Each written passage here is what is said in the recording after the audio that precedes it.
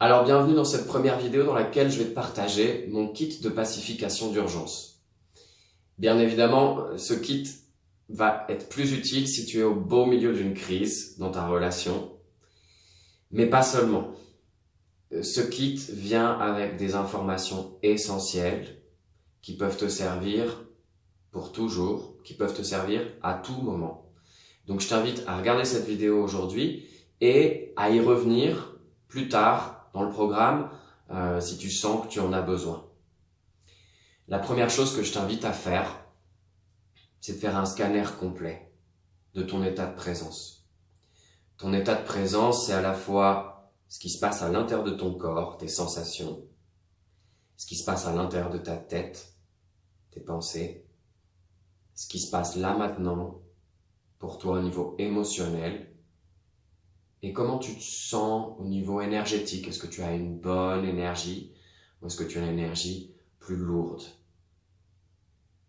Prends le temps de bien observer ton état de présence. Et à partir de ce diagnostic, je vais te demander de simplement prendre des respirations profondes.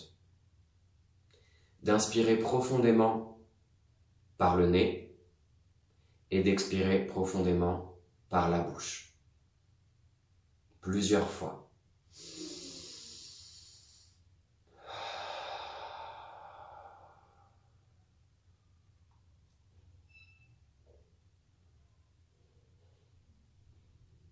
Une fois que tu as mis cette respiration, je te demande de revérifier comment tu te sens. Est-ce que ça a changé ton état de présence et comment a changé ton état de présence? Est-ce que tu te sens plus présent? Est-ce que tu sens plus d'espace à l'intérieur de toi, plus de calme? Pourquoi je t'invite à vivre cette expérience en tout début de ce kit de pacification d'urgence?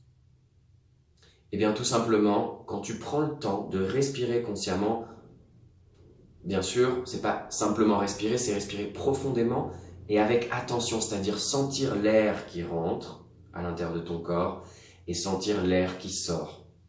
Quand tu fais ça, tu es en train de faire quelque chose d'extrêmement puissant. Tu es en train de te rendre plus présent à toi-même. Tu es en train de te centrer, tu es en train de te retrouver. Si tu as bien fait le diagnostic avant de respirer et après, j'imagine que tu as vu un vrai changement. Et ce changement, il représente quoi? Il représente la distance, la séparation qu'il y avait entre toi et ton état de présence. Quand je dis toi, c'est où tu es toi. Peut-être que tu es perdu dans tes pensées, peut-être que tu es en train de t'inquiéter pour ce qui va arriver, la prochaine dispute, ou le passé, tous ces mots qui ont déjà été prononcés. Et ton état de présence, qui ressemble toujours plus à du calme, parce que quand tu reviens à ton état, tu reviens à ton centre.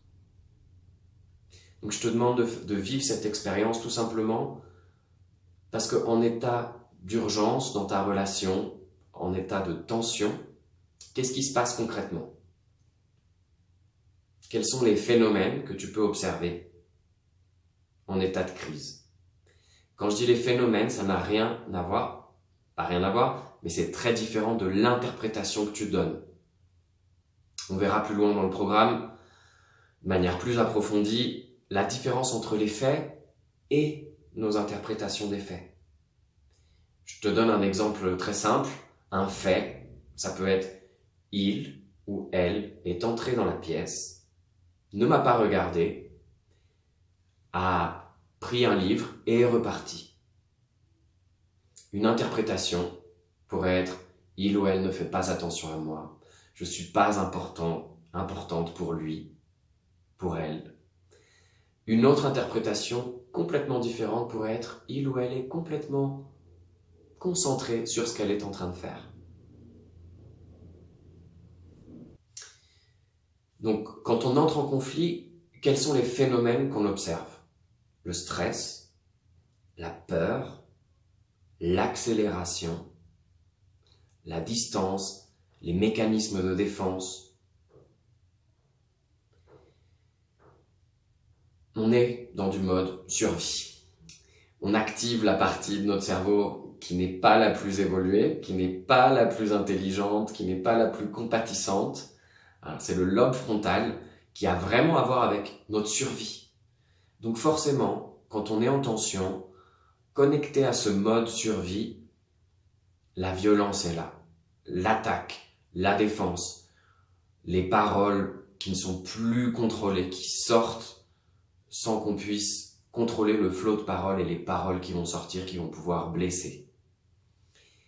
Alors ça paraît con, mais le simple fait de respirer consciemment te ramène à un autre circuit qui n'est plus celui de la survie, qui est le néocortex, dans lequel tu as une vue plus ample de la situation.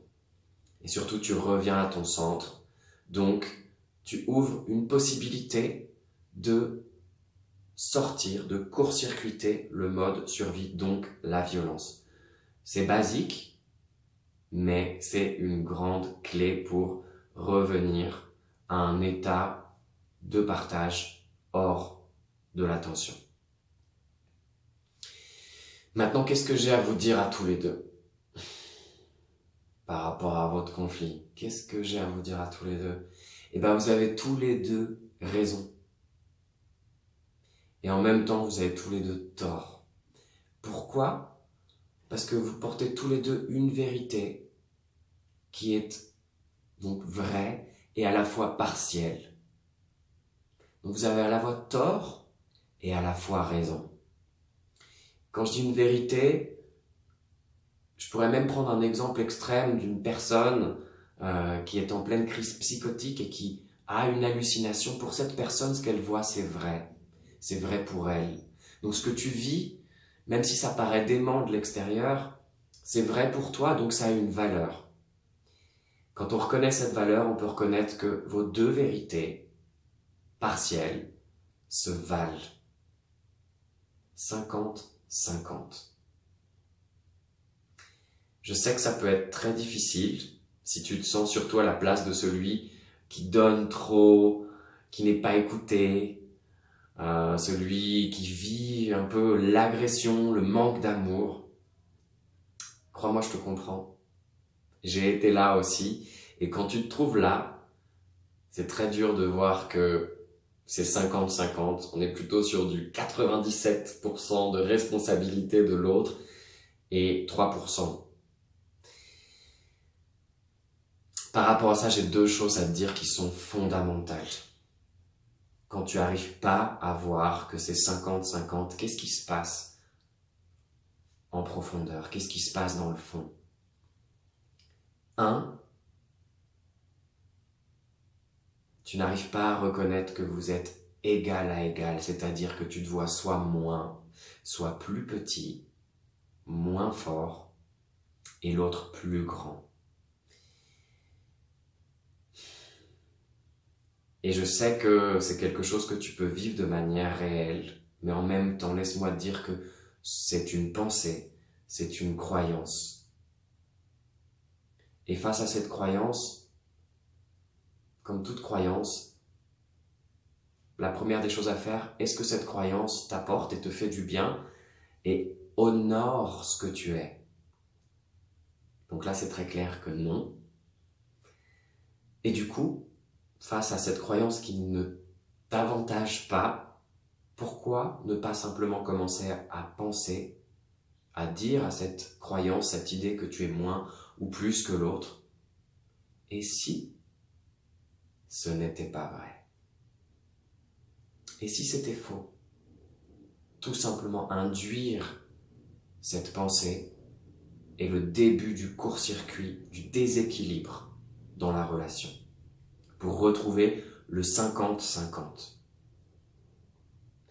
Deuxième chose que j'ai à te dire, même si tu vois pas au-delà de tes 3% de responsabilité, je t'inviterai dans ce kit de pacification d'urgence à arrêter de voir les 97% de l'autre. Je sais que c'est pas facile, mais donner ton meilleur effort parce que c'est là que tu vas recevoir un cadeau énorme au moment où tu vas regarder seulement ta part à toi. tes 3%, même si c'est 1%, te concentrer sur ta part de responsabilité à toi. C'est la chose la plus puissante que je t'invite à faire aujourd'hui, c'est de regarder ta part à toi et de te concentrer à chaque fois que ta pensée part sur l'autre comme une flèche, se dirige vers une cible, redirige cette flèche vers toi en regardant ta part à toi. Parce que là, tu vas récupérer ton pouvoir et tu vas récupérer l'équilibre et tu vas te rapprocher. Bien évidemment, c'est un processus et c'est pour ça qu'on va vivre tout ce programme pour rendre réel ce retour à l'équilibre. Parce que c'est ça qu'on vit dans nos tensions. On vit toujours cette idée qu'il y a un déséquilibre, que l'autre est plus ou moins, en train de donner plus ou moins, en train de faire des choses qui sont plus ou moins terribles que nous-mêmes. En te concentrant sur ta part, tu vas diminuer le poids des jugements que tu envoies sur l'autre. Et ces jugements, c'est quelque chose qu'on ne comprend pas très bien en général, mais pour moi, ça se résume comme ça. Un jugement, c'est comme un boomerang. Tu l'envoies sur l'autre et ça revient sur toi. Et en plus de ça, on ne se rend même pas compte que ça revient sur nous. C'est comme si on faisait du boomerang avec les yeux bandés. Donc ça fait mal. Derrière tout jugement, sur l'autre, il y a une histoire qui a à voir avec toi au préalable. Donc même, en plus de regarder ta part à toi, même les jugements qui vont continuer d'apparaître en lien avec l'autre, te permettent, quand tu les questionnes, de te voir toi encore plus. Il y a une histoire en lien avec toi si, par exemple, ton jugement c'est que c'est un menteur, une menteuse, un manipulateur, une manipulatrice. Si tu commences à te poser des questions très simples, pourquoi je pense ça de l'autre? D'où me vient ce problème avec le mensonge, avec la manipulation? Est-ce que c'est nouveau dans ma vie? Ou est-ce que j'ai une histoire déjà avec ça? Et là, déjà, tu es en train d'ouvrir, tu es en train de ramener ce flot de pensée vers toi. Donc tu es en train de récupérer ton pouvoir, tu es en train d'arrêter de te perdre tout simplement dans l'autre. C'est là où tu perds ton pouvoir. Et là tu récupères, tu commences à te voir toi. Quand tu vois l'autre, que tu es constamment en train de penser l'autre, c'est comme si tu étais à sa merci. C'est comme si tu disais, tiens, c'est toi qui as le pouvoir sur moi. Et quand tu fais cet exercice de reconnaître ta part, reconnaître les jugements, reconnaître d'où viennent tes jugements et pourquoi ils ont plus à voir avec toi ou à voir avec toi dans un premier temps, tu reviens à ton état présent. Et en plus de ça, si tu respires consciemment, ton état présent est ton état adulte. Et dans ton état adulte, si tu arrives à voir l'autre aussi comme un adulte, vous êtes deux grands. Il n'y en a pas un qui est plus petit que l'autre. Donc ça, c'est quelque chose qui peut complètement changer la donne dans ta relation. Maintenant, des éléments très concrets pour vos échanges de paroles. La durée, le rythme, les temps et les espaces de parole. En situation de tension, ce sont des éléments qui sont très concrets, mais si vous développez une attention, une conscience de ces éléments-là, ça va vraiment vous aider à construire des espaces d'échange qui sont beaucoup plus sécurisants. La durée, ne pas excéder une durée d'échange que vous jugerez par vous-même, vous allez le savoir. Est-ce que tu es capable de parler pendant 5 minutes ou 20 minutes d'un thème hyper brûlant pour toi sans partir dans tous les sens? Le rythme, là on revient au pourquoi de la respiration. Quand on fait attention au rythme du flux de parole, on est capable de réguler ce système qui va soit tomber du côté de la survie, du stress, de la peur et donc la possibilité de la violence. Mais si on a un rythme qui est plus tranquille, en espaçant les mots, en espaçant les paroles, en respirant, en prenant le temps de laisser sa place au silence, eh bien, crois-moi que cela change tout. Les espaces, des espaces calmes, pas dans le brouhaha, pas n'importe où dans la rue, des espaces calmes et les temps. Bien sûr, on sait quand on est fatigué, quand on est déjà stressé par le boulot, par les enfants, par d'autres problèmes, on sait que là, ce ne sera pas le moment d'aborder des thèmes importants. Donc ça, c'est des éléments qui paraissent basiques, mais qui sont essentiels au final. Parce qu'il y a toujours un contexte à la dispute et un contexte à pouvoir amener une conversation qui va aller au-delà de la dispute et qui va nous permettre de nous re-rencontrer, de nous écouter réellement. Un autre élément de conscience fondamental dans cet échange avec l'autre est de reconnaître que tout ce que tu vis avec l'autre, qui te fait souffrir, qui te coûte, qui est difficile pour toi, qui génère de la gêne ou de l'incommodité, a commencé pour toi avant de connaître l'autre. Il y a toujours un registre à l'intérieur de toi, un passé qui te permet de voir, quand tu te rends compte de ça, que l'autre n'est pas juste le coupable de te faire ça, mais que ceci est quelque chose que tu ramènes dans ta réalité, une fois et une fois encore. Donc quand tu arrives à te rendre compte que, par exemple, si tu vis une situation dans laquelle c'est évident que l'autre cache des choses, ment, et que tu te rends compte qu'il y a un passé pour toi en lien avec le mensonge, donc tu te rends compte que l'autre est ton miroir, et que tu peux développer cette idée selon laquelle l'autre est là pour t'apprendre à réconcilier toutes ces choses de ton passé qui continuent de te coûter. Et que quand toi, tu fais la paix avec ton passé, eh bien tout simplement, ces actes, même le mensonge, n'est plus un problème et surtout, il y a la possibilité d'ouvrir un espace dans lequel l'autre ne va plus avoir peur de dire la vérité. Ça, c'est un changement qui est très, très fort à vivre. Et crois-moi, si tu suis à la lettre tout ce que je suis en train de dire, si tu appliques cette méthode avec toute ton intention, avec toute ton énergie, c'est vraiment un but que tu peux atteindre. Donc l'autre est ton miroir et ton reflet. Tout ce que tu vis de difficile dans cette relation, demande-toi d'où ça vient pour toi.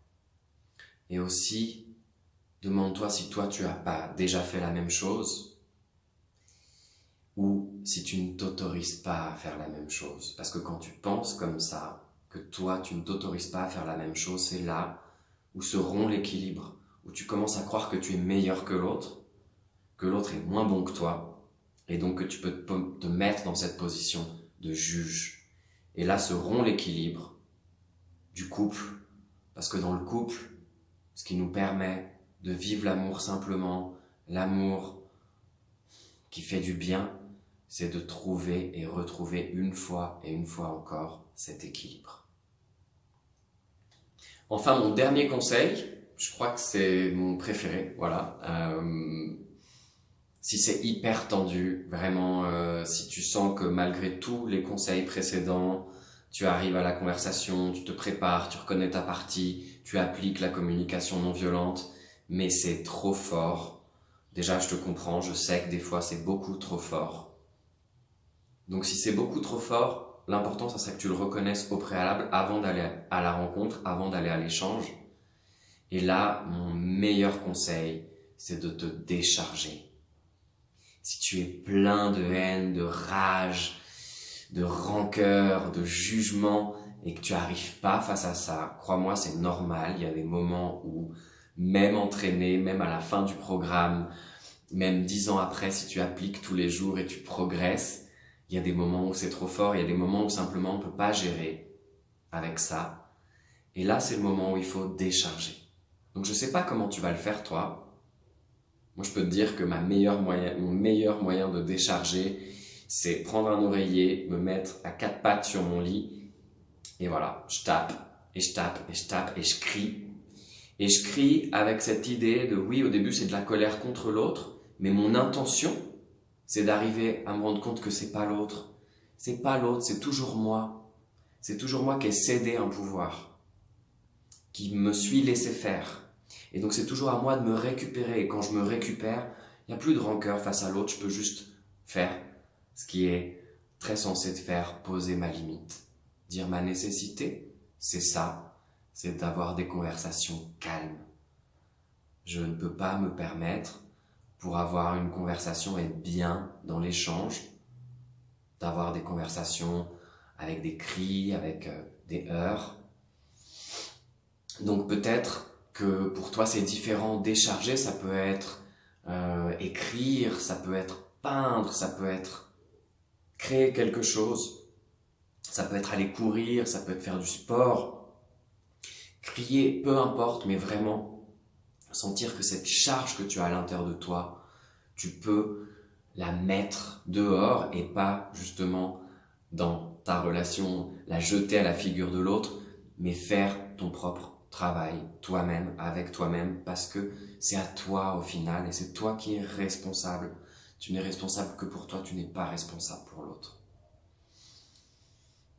Écrire, avoir une conversation avec un ami, une amie, là encore avec vraiment une note importante que j'ai envie de te laisser à ce niveau-là. Le but, c'est pas que ton ami te dise « Ah bah ouais, t'as raison, il est comme ça, elle est comme ça ». C'est d'avoir une conversation dans laquelle l'autre t'aide à voir toi, ta part à toi, à récupérer toi, ta force, ton centre, à avoir une conversation qui va pouvoir t'ouvrir les yeux sur comment retrouver l'équilibre et pas le contraire. La dernière chose que j'ai envie de te partager dans ce kit de pacification d'urgence, c'est l'idée de la distance et du contact. Que tu sois en couple ou séparé ou en processus de séparation, d'avoir ton espace propre est très important pour éviter d'être constamment dans la confrontation. Ça, c'est très clair. Mais il y a aussi quelque chose qui est très important, c'est le contact. Ça peut être du contact le plus subtil, c'est-à-dire se regarder dans les yeux, avec un regard d'acceptation, de pardon, se prendre dans les bras, juste pour pouvoir laisser ces sensations de conflit se diluer. Trouver ces espaces de contact va être toujours la manière de clore le cycle de réconciliation. Donc voilà, j'espère que cette vidéo t'a apporté tout ce dont tu as besoin.